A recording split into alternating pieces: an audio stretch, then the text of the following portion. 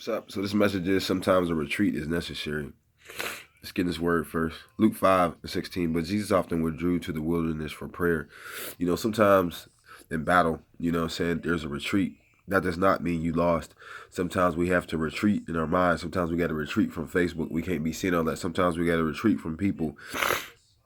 So you can hear what God is trying to say to you, because sometimes we get the word and we go back in and we rush back in, and whatever the situation, it just choked the word from us, and we don't heed what the word was there for. It's just like an action we're supposed to do. So, we look at Luke 5:37. It says, "No one puts new wine into old wineskins, for the new wineskins would burst the wineskin, spilling the wine and ruining the skins."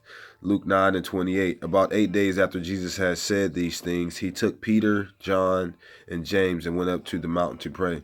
Excuse me. He didn't take everybody. He took a few people. Remember, there was 12 disciples, but he took three. You know what I'm saying? Three people, because about talking to them about some things, because Jesus could have went by himself, and that's what he did, but you can't take everybody where you're going this retreat.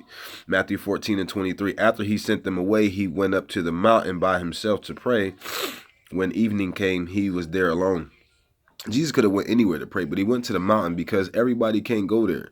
So where God is saying where you have to go to pray in the retreat, everybody can't go. It's a place, in the mountain. Hope you caught that spiritually. And then it says, Mark 1:5. Early in the morning, while it was still dark, Jesus got up and slipped out to a solitary place to pray.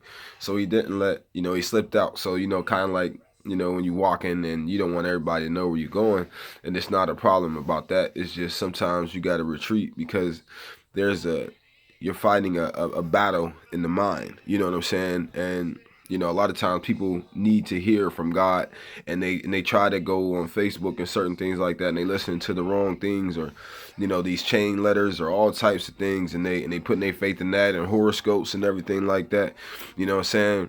And you got to get to a solitary place and listen to what God is saying, and you got to stand on that word no matter what it looks like. And sometimes we look at that word and we're like, okay, God, I got this word yesterday, and this is what I'm feeling like today. You got to get closer to God. You got to retreat to that solitary place and hear what God is saying, and then listen to what God is saying. Listen, God knows the past, present, and the future. God knows that. I had somebody on Facebook, they was like, man, it's funny. This is what I needed to hear, man. That's how God is, man. God uses his vessels to bring the true word. I just want to tell y'all, love y'all. God bless.